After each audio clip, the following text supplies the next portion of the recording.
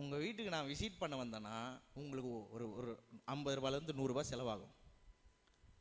ஆனால் நான் இங்கே இருந்துக்கிட்டு நான் ஜெபம் பண்ணேன்னா இருக்கிறீங்களா, இந்த வாரம் உங்களுக்கு மற்ற விஷயத்தில் விருத்தி அடைவீர்கள், மீதம் எடுப்பீர்கள், கொண்டு வந்து கொடுப்பீர்கள். இருக்கிறீங்களா? நான் ஜெபம் பண்ணுறது நல்லதா, உங்களை வீட்டில் வந்து சந்திக்கிறது நல்லதா? அதை சொல்லுங்க. ஆனால் சந்திக்க மாட்டெல்லாம் கிடையாது. அத்தனை பேரையும் இப்போ நான் சொல்கிறேன் பாருங்க, 120 பேரை சந்திச்சுக்கிட்டு இருந்திருந்தாங்கன்னா இவங்க அடுத்த வேலையும் என்ன பண்ணியிருந்திருப்பாங்க? 3000 பேர் ஆகிட்ட பிறகு 3000 பேரை சந்திச்சுட்டு தான் இருப்பாங்க. அப்போ பாஸ்டர் வாரத்தில் வந்து நிற்கும் போது இப்படி தான் நிற்பார், இப்படி தான் நிற்கணும் பாஸ்டர். ஒரே கூணு வழங்கி உங்களெல்லாம் சந்திக்க கர்த்தர் இந்த வாரம் வாய்ப்பு கொடுத்தாருன்னு உட்காந்து இருக்க வேண்டியது தான். நான் தெம்பா நல்லா சாப்பிட்டு வசனத்தை தியானிச்சுட்டு வேதத்தை எடுத்து படிச்சுட்டு இந்த வாரம் உங்களுக்கு எவ்வளோ தேவை பிரயோஜனமாக இருக்கும்னு சொல்லி எடுத்துகிட்டு வந்து சமைச்சு எடுத்துகிட்டு வந்து கொடுத்தா, இதை சாப்பிட்டு போனீங்கன்னா இந்த வாரம் முழுசும் எப்படி இருப்பீங்க? நீங்கள் தெம்பா இருப்பீங்க. இருக்கிறீங்களா? நானே அப்படியே கூண்டு வளைஞ்சி ஒரு மாதிரி கிடக்குறேன்னா நீங்கள் என்ன பார்க்கும்போது அவரே அப்படி இருக்கிறாரு. நாம் ஊழியக்காருக்கே இவ்வளோ கஷ்டம், விசுவாசிகளுக்கு கஷ்டம் வரதா செய்ய நினைப்பீங்க. நான் சொல்கிறேன், இந்த வாரம் நான் ஆண்டவருடைய சமூகத்தில் இருந்துட்டு வந்திருக்கிறேன். அதனால தான் நான் இதெல்லாம் தைரியமாக பேசுகிறேன். அது வேலை செய்த சந்திக்கிறது வேலை செய்தோ இல்லையோ, நான் கர்த்தரை சந்தித்துட்டு வர்றது நிச்சயமாக வேலை செய்யும். உங்களுக்காக நான் கர்த்தர் சமூகத்தில் காத்திருக்கிறது எனக்கு ஒரு வேலை, உங்களுக்கு வேலை செய்யுமே தவிர உங்கள் சமூகத்தில் வந்து நான் உட்காரதுல எதுவுமே பிரயோஜனமே இல்லை. இருக்கிறீங்களா? நிறைய பேர் சொல்கிறாங்க அப்போ தான் ஊழியக்காரர் காணிக்க கிடைக்கும், அப்போ தான் நிறைய ஊழியக்காரங்களுக்கு எதனா கிடைக்கும். நான் சொல்கிறேன், ஊழியக்காரர் அதை நம்பி இல்லைங்க. ஊழியக்காரங்க வீட்டுக்கு வந்து காணிக்க வாங்கி வாழ்கிற ஊழியக்காரரே எங்களை வைக்கல, என்ன கர்த்தர் அப்படி அழைக்கலை. தப்பாக எடுத்துக்காதீங்க, எனக்கு கர்த்தர் ஒரு காரியத்தை நல்லா சொல்லி கொடுத்துட்டார், தப்பாக எடுத்துக்கொள்ளக்கூடாது. ஆனால் சொல்கிறேன், கர்த்தர் எனக்கு சொல்லி கொடுத்த ஒரு காரியம் என்ன தெரியுமா? விசுவாசியே நம்பி ஊழியத்துக்குள்ளே வராத, விசுவாசிகளை நம்பி ஊழியத்துக்குள்ளே வராதன்னு கடவுள் சொல்லி கொடுத்துட்டாரு. எனக்கு ரொம்ப ஒரு ஊழியக்காரனுக்கு ரொம்ப தேவைங்க. நீங்கள் ஒரு கம்பெனி ஓனரை நம்பி வேணால் வேலைக்கு போகலாம், ஆனால் நான் அப்படி கிடையாது. உங்களை நம்பி நான் இங்கே வந்து நிற்க முடியாது. இன்னைக்கு உங்கள் கையில் இருக்குது கொடுக்குறீங்க, நாளைக்கு இல்லைன்னா என்ன பண்ணுவீங்க? நான் நம்பி வந்தால் என்னை அழைத்தவரை நான் நம்பி வரணும். இருக்கிறீங்களா? என்னை அழைத்தவரை நம்பி வந்திருக்கிறேன். அதனால தான் நான் இங்கே தைரியமாக பகிரங்கமாக வைராக்கியமாக பேசுகிறேன். ஏன்னா நான் உங்களை நம்பி இல்லை, உங்களை நம்பி இருக்கக்கூடாது. நீங்கள் எந்த ஒரு ஊழியக்காரரை கண்டாலும் சொல்லணும், இந்த இப்படிலாம் நம்பி இருக்காதீங்க. இந்த சபையில் எல்லாத்தையும் சொல்லித்தருவேன். நீங்களும் வெளியில் போய் இப்படி தான் வாழணும். யாரையுமே நம்பி இருக்காதீங்க, உங்கள் தேவனை நம்பி இருங்க, கர்த்தரை நம்பி இருங்க. ஹல்லேலூயா. எதுக்காக இதை நான் இந்த இடத்துல நின்றுக்கிட்டு இதெல்லாம் சொல்லிட்டு இருக்கிறேன் தெரியுமா? 120 பேர் இருக்கும்போதும் ஜெபந்தான், 3000 பேர் இருக்கும்போதும் ஜெபந்தான். ஹல்லேலூயா. மாற்றமே இல்லை. ஆதி திருச்சபை இதை தான் ஃபாலோ பண்ணிச்சு. ஆதி திருச்சபை மக்கள் இதை தான் பார்த்தாங்க. 120 பேர் இருந்தாலும் ஜெபம், 3000 பேர் இருந்தாலும் ஜெபம். வர வாரத்தில் சொல்கிறேன், இந்த ஜெபத்தை எடுத்துட்டாங்க. கொஞ்ச நாளுக்கு அப்புறம் சபையில் குழப்பம் வர ஆரம்பிச்சிச்சு. இந்த ஜெபத்தை அவங்க வாழ்க்கை ஊழியத்திலிருந்து எடுத்து நேரத்தை வேற எதுக்கோ செலவு பண்ணுறாங்க. என்ன ஆச்சு தெரியுமா? சபையில் பெரிய குழப்பம் வந்துச்சு. அதனால தான் சொல்கிறேன், ஜெபத்தை சபை நிறுத்திட்டா குழப்பங்கள் உள்ளே வந்துடும். அது பெருக்கம். இப்போ இன்றைக்கி நம்ம சபையில் 350 பேர் இருக்கிறோம், 350-400 பேர்கிட்ட இருக்கிறோம். இந்த 120 பேர் 3000னா, 120 பேர் 3000 ஆக முடியும்னா, இந்த 350-400 பேர் எவ்வளோ ஆக முடியும்? கணக்கு போட்டு சொல்லுங்க.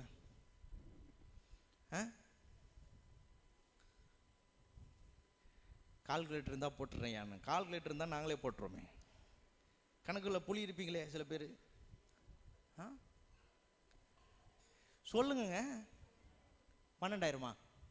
அம்மா 12,000. Very good. அது மாதிரி ஆளுங்க வேணும் நமக்கு. சபையில் நிறைய வேலை இருக்குது, ஆஃபீஸ் ஒர்க்கெல்லாம் இருக்குது, சர்ச்சில் எவ்வளோ வேலை இருக்குது. அவங்கவுங்க எடுத்து செஞ்சிங்கன்னா ரொம்ப நல்லாயிருக்கும். அவங்கவுங்க வந்து எந்தெந்த வேலை செய்ய முடியுமோ அதெல்லாம் கரெக்டாக செஞ்சு கொடுத்தீங்கன்னா ரொம்ப நல்லாயிருக்கும். ஏன்னா உங்களை அதுக்கு தான் வச்சுருக்கிறார். நீங்கள்லாம் ஒரு சரீரம், நம்ம எல்லாம் அவயங்களாக இருக்கிறோம். இந்த சரீரத்தில் ஒரு அவயம். சிலரை போல் சில வேலைகளை செய்யவே முடியாது. இப்போ நான் பிரசங்கம் பண்ணுறேன், என்னை போல் நீங்கள் பிரசங்கம் பண்ண முடியுமான்னு எனக்கு தெரியல. ஒரு வேலை இருக்கலாம், சிறப்பாக பிரசங்கம் பண்ணக்கூடிய ஆட்கள் இருக்கலாம், எதிர்காலத்தில் அவங்களாம் கர்த்தர் கொண்டு வருவார். ஆனால் என்னை போல் நீங்கள் செய்ய முடியாது, உங்களை போல் என்னால் செய்ய முடியாது. ஏன்னா கை வேலையை கால் செய்ய முடியாது. நிறைய நேரத்தில் கால் வேலையை கை செய்ய பார்க்குது, கை வேலையை கால் செய்ய பார்க்குது. நிறைய சபையில் தான் நடந்துன்னு இருக்குது. இதெல்லாம் வேலைக்காகாது. கணக்கு பாருங்களேன், 120 பேர் 3000 ஆக முடியும் ஜெபத்தினால. அப்படின்னா இன்னைக்கு யோசிச்சு பாருங்க, 400 பேர் எவ்வளவு பேர் ஆக முடியும்? 10,000 பேர் ஆக முடியும். நீங்க விசுவாசிக்கிறீங்களா இந்த பல்லாவரத்தில் 10,000 பேர் கூடுகிற கிறிஸ்தவ குடும்ப சபை உருவாக்குன்னு எத்தனை பேர் நம்புறீங்க? இதுக்கு நீங்களும் நானும் சாட்சி, கர்த்தர் இதுக்கு சாட்சி. அல்லேலூயா. ஆனா இது விசிட்டிங்ல வேலை செய்யாது, வீடு வீடா போயிட்டு இருந்தா வேலை செய்யாது. ஜெபிக்கிற விசுவாசிகளால தான் இந்த மாதிரி சபையை உருவாக்கும். 10,000 பேரை உருவாக்கணும்னு நீங்களும் நானும் இன்னைக்கு விசுவாசிக்கிறோம்னா இந்த விசுவாசம் கிரியையில காண்பிக்கணும். என்ன பண்ணணும்? போய் ஜெபிக்க ஆரம்பிக்கணும். இந்த பல்லாவரத்தில் கர்த்தாவே 10,000 ஆத்துமாக்கள் உள்ள கிறிஸ்தவ குடும்ப சபைக்காக நாங்கள் ஜெபிக்கிறோம். அதுக்கான கட்டிடம், அதுக்கான ஆத்துமாக்கள் இந்த இடத்துல அப்படி உருவாக போகிறபடியால் ஸ்தோத்திரம். ஹல்லேலூயா. ரொம்ப முக்கியம் பாருங்க. இப்படிலாம் நான் சொல்றேன், இதெல்லாம் உணர்ச்சி வசப்பட்டு சொல்லுங்க, இதெல்லாம் விசுவாசிக்கிறேன் நான், என் இருதயத்தில் இருக்குது. அப்போ 120 பேர் 3000 பேர் ஆயிருக்கிறாங்க, நம்ம 400 பேர் 10,000 ஆக முடியும். ஹல்லேலூயா. தொடர்ந்து வாசிப்போம். இந்த கூட்டம் என்ன ஆகுது? ஜெபிக்கிற கூட்டமா ஆயிடுது. 3000 பேரும் ஜெபிக்கிறவர்கள் ஆயிடுறாங்க. பாருங்க, 3ஆம் அதிகாரத்துக்கு வாங்க. 1ஆம் அதிகாரத்தில் நான் எடுத்து காட்டினேன், ஜெபம் பலத்தினால நிரப்பப்பட்டாங்க. 2ஆம் அதிகாரத்தில் பார்க்கிறோம், சபை பெருகுது, ஜெபம். 3ஆம் அதிகாரம் 1வது வசனத்தை பாருங்க. ஜெப வேலையாகிய 9ஆம் மணி நேரத்தில், இங்கேயும் பாருங்க, இந்த அதிகாரமே துவங்கும் போதே ஜெபத்துல தான், ஜெபிக்கிற ஒரு இடத்துல தான். பரிசுத்த ஆவியானவர் எல்லாத்தையும் கரெக்டா ரெக்கார்ட் பண்ணி வச்சிருக்கிறார். ஏன்னா சபையை நிறைய பேர் தப்பா புரிஞ்சு வச்சிருக்கிறாங்க. இந்த இடம் ஒரு ஜெபாலயம். இயேசு அந்த இடத்துல பயங்கர வைராக்கியமா இருந்தார், கோபப்பட்டார். இயேசு கோபப்பட்டார் ஒரு இடத்துல. எதுக்காக கோபப்பட்டார் தெரியுமா? என் வீடு ஜெப வீடு என்னப்படும், வேற எதுக்குமே கிடையாது. அது இருக்கிறீங்களா? என் வீடு ஜெப வீடா என்னப்படும். ஆனா அவங்க என்ன பண்ணிக்கிறாங்க? வியாபார ஸ்தலமாக்கி வச்சிருக்காங்க. அது இது வித்துன்னு இருக்கிறாங்க, உட்கார்ந்துக்கிறாங்க. சாட்டையை உருவாக்கி அடிச்சு துரத்தினாராம் பாருங்க. காசுக்காரர்களை புறா விற்கிறவங்க எல்லாரையும் துரத்துறாரு. எல்லாம் துரத்தப்படுறாங்க. எதுக்காக தெரியுமா? அது ஜெப வீடு. அப்ப இந்த ஜெபந்தான் சபையுடைய பிரதானம். ஆதி திருச்சபை நோக்கமே அதுதான். இயேசுடைய நோக்கம் இந்த ஆதி திருச்சபையில் நிறைவேறிட்டு இருக்குது. ஜெப ஆலயத்துல, ஜெப வேலையில ஒரு பிச்சைக்காரனை கொண்டு வந்து உட்கார வைக்கிறாங்க. வாசிப்போம் 3ஆம் அதிகாரம் 1வது. ஜெப வேலையாகிய 9ஆம் மணி நேரத்திலே பேதுருவும் யோவானும் எழுந்து தேவாலயத்துக்கு போனார்கள். அப்பொழுது தன் தாயின் வயிற்றிலிருந்து சப்பானியாய் பிறந்த ஒரு மனுஷனை சுமந்து கொண்டு வந்தார்கள். தேவாலயத்தில் பிரவேசிக்கிறவர்களிடத்தில் பிச்சை கேட்கும்படி நாடோறும் அவனை அலங்கார வாசல் என்னப்பட்ட தேவாலய வாசல் என்றிலே வைப்பார்கள். தேவாலயத்திலே பிரவேசிக்க போகிற பேதுருவையும் யோவானையும் அவன் கண்டு பிச்சை கேட்டான். பேதுருவும் யோவானும் அவனை உற்று பார்த்து, எங்களை நோக்கி பார் என்றார்கள். அவன் அவர்களிடத்தில் ஏதாகிலும் கிடைக்கும் என்று எண்ணி அவர்களை நோக்கி பார்த்தான். அப்பொழுது பேதுரு, வெள்ளியும் பொன்னும் என்னிடத்தில் இல்லை, என்னிடத்தில் இருக்கிறதை உனக்கு தருகிறேன். நசரேயனாகிய இயேசு கிறிஸ்துவின் நாமத்தினாலே எழுந்து நட என்று சொல்லி வலது கையினால் அவனை பிடித்து தூக்கிவிட்டான். உடனே அவனுடைய கால்களும் கரடுகளும் பலன் கொண்டது. அவன் குதித்தெழுந்து நின்று நடந்தான். நடந்து குதித்து தேவனை துதித்து கொண்டு அவருடனே கூட தேவாலயத்திற்கு பிரவேசித்தான். அவன் நடக்கிறதையும் தேவனை துதிக்கிறதையும் ஜனங்கள் கண்டு. பாருங்க, ஜெபிக்கிற ஒரு இடத்துல அற்புதம் நடக்குது பாருங்க. ஜெப வேலையில நடக்குது பாருங்க. பிச்சை கேட்கறதுக்காக வந்தான், மாசல்ல உட்கார வச்சாங்க. ஜெபிக்கிற ஒரு இடத்துல கொண்டு வந்து வச்சுட்டாங்க. ஜெபிக்கிற ஆட்கள் இப்ப வெளியில போயிட்டு இருக்கிறாங்க பாருங்க. ஜெபிக்கிற பேதுரு, ஜெபித்த யோவான், அவங்க இடத்துல, அவங்களால தான் இந்த அற்புதம் நடந்துச்சு. என்னன்னா, இந்த பிரேயர் உள்ளேயும் சபைக்குள்ளேயும் வேலை செய்து, சபைக்கு வெளியிலையும் வேலை செய்யுது. பிரேயர் தான் அங்க முக்கியம். அதனாலதான் இந்த ஆதி திருச்சபை இன்னைக்கு இருக்கிற திருச்சபைகளுக்கு ஒரு பெரிய எடுத்துக்காட்டு. ஏன்னா அன்னைக்கு இருந்த திருச்சபை நல்ல அஸ்திபாரம் போட்டது. இன்னைக்கு அஸ்திபாரம் போடாம கட்டிட்டு இருக்கிறாங்க. ஜெபத்துல அஸ்திபாரம் போடணும். பிச்சை எடுக்கிறதுக்காக வந்து உட்கார்ந்து இருக்கிறான். ஏன்னா அவன் தாயின் வயிற்றுல இருந்து நடந்தது இல்லை, பரிதாபப்பட்டு ஏதாவது கொடுப்பாங்கன்னு நினைச்சிட்டு உட்கார்ந்து இருக்கிறான். கர்த்தர் மாற்றிட்டாரு பாருங்க. ஏன்னா ஜெபிக்கிறவர்களை அவன் சந்திக்கிறான், ஜெபித்தவர்களை சந்திக்கிறான், ஜெபிக்கிறாங்க, சொல்றாங்க எழுந்து நடன்னு, அற்புதமா எழுந்து நட. ஜெபிக்கிறவர்களால் ஜெபாலயத்துல ஜெப வேலையில அற்புதம் நடக்குது. அதனால தான் ஜெபிக்கிறவர்களால சமுதாயத்துல வித்தியாசத்தை ஏற்படுத்த முடியும். இன்னைக்கு உங்க வீட்டுல உங்க குடும்பத்துல வித்தியாசத்தை நீங்க பார்க்கணும்னு நினைக்கிறீங்களா? உங்க தெருவில் வித்தியாசத்தை பார்க்கணும்னு நினைக்கிறீங்களா? நீங்கள் அந்த தெருவில் ஜெபிக்கிறவர்களா இருந்தா வித்தியாசம் நிச்சயமா நடக்கும். நீங்க சரியா இருந்தா வித்தியாசமா இருக்கணும்னு நினைக்கிறீங்களா? ஜெபம் வித்தியாசப்படுத்தும். உங்கள் மூலமாக அற்புதங்கள் கர்த்தருக்கான செய்வா. உங்க மூலமா அடையாளங்கள் நடக்கும். உங்க மூலமா வெளியில இருக்கிறவர்கள் உள்ள வருவார்கள். இந்த பேதுரு யோவான் உள்ள போகிறவங்க தான், ஆனா வெளியில இருக்கிறவனையும் உள்ள கூட்டு போறாங்க. நான் சொல்றேன், இன்னைக்கு நிறைய பேர் வெளியில இருக்கிறாங்க. எப்படி? வியாதியில இருக்கிறாங்க, கஷ்டத்துல இருக்கிறாங்க, கடன் பிரச்சனையில இருக்கிறாங்க, அவர்கள் வாழ்க்கையில உபத்திரவத்தில் இருக்கிறாங்க, குடும்ப சமாதானம் இல்லாம இருக்கிறாங்க. உள்ள கொண்டு வரணும்னு நினைக்கிறீங்களா? உள்ள வரணும்னு நினைக்கிறீங்களா? அவங்களுக்காக ஜெபிக்க ஆரம்பிங்க. ஹல்லேலூயா. 4வது அதிகாரத்துக்கு வருவோம்.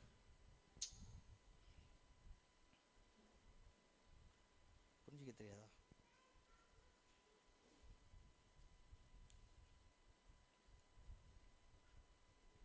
அப்போஸ்தலர் 4ஆம் அதிகாரத்துக்கு வரும்.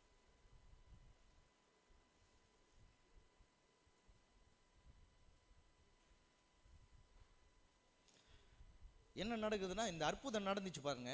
இது அங்க நல்ல விஷயம் தானே. ஆனா மதத்தினர்கள், யூத மதத்தினர்கள் என்ன நடக்குதுன்னா, ஆசாரியர்களும் அங்க இருந்த தேவாலயத்து சேனை தலைவனும் சதுசேயர்களும் இவங்களாம் என்ன பண்றாங்கன்னா, மதவாதிகள். இவங்களாம் வெறும் மதத்தை முக்கியப்படுத்துறோம், கர்த்தரெல்லாம் முக்கியப்படுத்துறோம். கர்த்தர் பேர்ல ஒரு மதம்.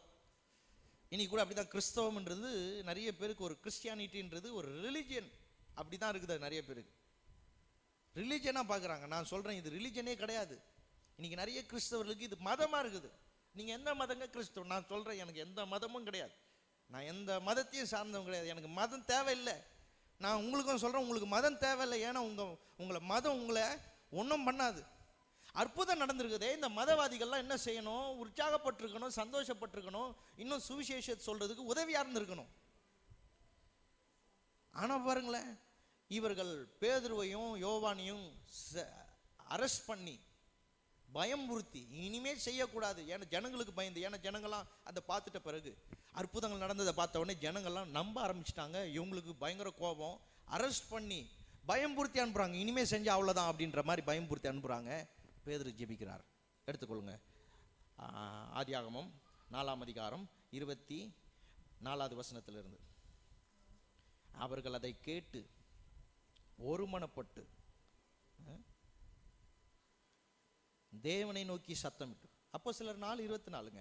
அப்பொழுது அவர்கள் அதை கேட்டு ஒருமனப்பட்டு தேவனை நோக்கி சத்தமிட்டு, கர்த்தாவே, நீர் வானத்தையும் பூமியையும் சமுத்திரத்தையும் அவைகளில் உள்ள யாவற்றையும் உண்டாக்கின தேவனாய் இருக்கிறீர். புறஜாதிகள் கொந்தளித்து ஜனங்கள் விருதா காரியங்களை சிந்திப்பானேன் என்றும், கர்த்தருக்கு விரோதமாகவும் அவருடைய கிறிஸ்துவுக்கு விரோதமாகவும் பூமியின் ராஜாக்கள் எழும்பி நின்று அதிகாரிகள் ஏகமாய் கூட்டம் கூடினார்கள் என்றும் தேவரீர் உம்முடைய தாசனாகிய தாவீதின் வாக்கினால் உரைத்தீரே. எங்க? 2ஆம் சங்கீதத்தில் சொல்லப்பட்டிருக்குது. இயேசுக்கு என்ன நடக்கும் என்று தீர்க்க தரிசனமா 2ஆம் சங்கீதத்தில் எழுதப்பட்டிருக்குது. அது நடந்ததே அப்படின்னு சொல்றாங்க.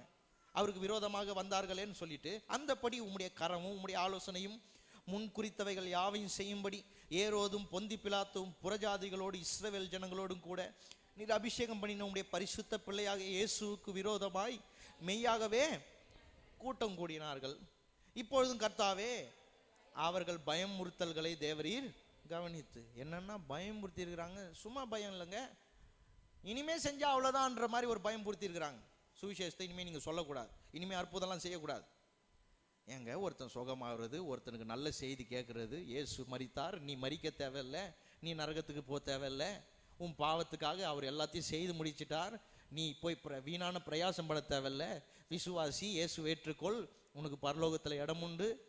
இப்படி சொல்ற இந்த நல்ல செய்தியை ஏங்க தடுக்கணும்? பிசாசு அந்த மதவாதிகளை குருடாக்கி வச்சிருக்கிறான் பாருங்க. அந்த போதனையை கேட்கக்கூடாதபடிக்கு, அந்த சத்தியத்தை கேட்கக்கூடாதபடிக்கு தடை பண்றாங்க, பயம்புறுத்தி வச்சிருக்கிறாங்க. ஜெபிக்கிறாங்க. சத்துருக்கள், விரோதங்கள், பயமுறுத்தல்களை எப்படி சமாளிக்கிறாங்க பாருங்க, ஜெபிக்கிறாங்க. தொடர்ந்து வாசிப்போம் 4ஆம் அதிகாரம், தொடர்ந்து வாசிப்போம். இப்பொழுதும் கர்த்தாவே 29, அவர்கள் பயமுறுத்தல்களை தேவரீர் கவனித்து உம்முடைய பரிசுத்த பிள்ளையாகிய இயேசுவின் நாமத்தினாலே அடையாளங்களும் அற்புதங்களும் நடக்கும்படி செய்து பிணியாளிகளை குணமாக்கும்படி உம்முடைய கரத்தை நீட்டி உம்முடைய ஊழியக்காரர் உம்முடைய வசனத்தை முழு தைரியத்தோடும் சொல்லும்படி அவர்களுக்கு அனுக்கிரகம் செய்தரலும். ஜெபிக்கிறாங்க, அவர்களுக்கு அனுக்கிரகம் செய்தரலும்.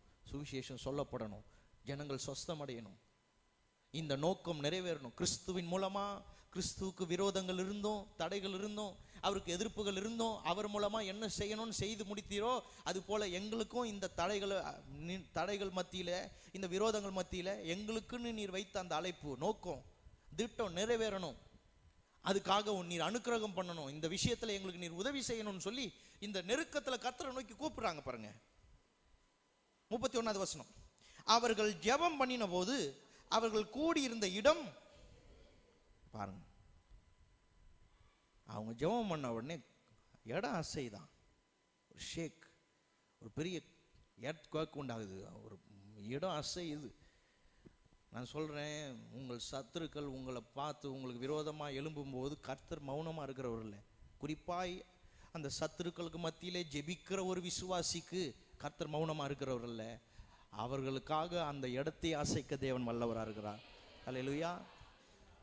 தயவு செய்து கேளுங்க, இது ரொம்ப முக்கியம். இந்த மாதிரி சத்தியங்கள் எல்லாம் நீங்க கேட்டு உலகத்துல போய் தைரியமா நம்பிக்கையோட வாழணும். யாரோ உங்களுக்கு எதிர்த்து நிற்கிறாங்க, விரோதிக்கிறாங்கன்னு சொல்லிட்டு விட்டு கொடுத்துறாதீங்க. அந்த சூழ்நிலைகள் எல்லாம் நீங்கள் ஜெயிக்கணும். உங்களுக்குன்னு கடவுள் ஒரு லக்கு வச்சிருக்கிறார், உங்களுக்குன்னு கடவுள் ஒரு திட்டம் வச்சிருக்கிறார். உங்க குடும்பத்துக்குன்னு, உங்க புருஷனுக்குன்னு, உங்க பிள்ளைகளுக்குன்னு ஒரு பெரிய எதிர்காலத்தை கடவுள் வச்சிருக்கிறார். அதெல்லாம் உங்க சத்துருக்கள், உங்களுக்கு விரோதிகள், உங்களுக்கு பயமுறுத்தல்கள் எல்லாம் பார்த்துட்டு பயம் நிறைந்த இந்த சூழ்நிலைகளால பின்னோக்கி போயிடாதீங்க, பின்னிட்டு திரும்பி போயிடாதீங்க. இல்ல, இதை ஜெயிக்கக்கூடிய, இதை போய் அடையக்கூடிய எல்லா அனுக்கிரகத்தையும் கடவுள் உங்களுக்கு தரணும்னு சொல்லி ஜெபிங்க. அல்லேலூயா. அதுக்காக ஜெபிங்க. ஆமாங்க விட்டுலாங்கன்னு மனைவி புருஷனுக்கு சொல்லாதீங்க, நம்ம ஜெபிப்போன்னு சொல்லுங்க. ஏன்? அன்றைக்கு இந்த ஊழியத்தில் இப்படிதான் நடந்துச்சு. நான் சொல்றேன், ஊழியம் மாத்திரம் இல்ல, குடும்பத்திலையும் சரி, தொழிலையும் சரி, தனிப்பட்ட வாழ்க்கையிலும் சரி, உங்களுக்கு இருக்கிற இந்த பயமுறுத்தல்களை ஜெயிக்கணும்னா நீங்க ஜெபிக்கணும். ஆமென். பாருங்க, அந்த வசனத்தை வாசிப்போம், அப்படியே வாசிப்போம். அவர்கள் ஜெபம் பண்ணின போது அவர்கள் கூடியிருந்த இடம் அசைந்தது. அவர் எல்லாரும் பரிசுத்த ஆவியினால் நிரப்பப்பட்டு தேவ வசனத்தை தைரியமாய், பாத்தீங்களா, அவங்க போய் திரும்பவும் தைரியமாய் சொன்னார்கள், பயம்புறுத்தினார்கள். இப்போ ஜெபித்து முடிச்சிட்ட பிறகு என்ன ஆயிடுச்சு? தேவன் தம்முடைய பலத்தினால, தைரியத்தினால நிரப்பிட்டாரு. லக்க திரும்பவும் கண்டினியூ பண்றாங்க.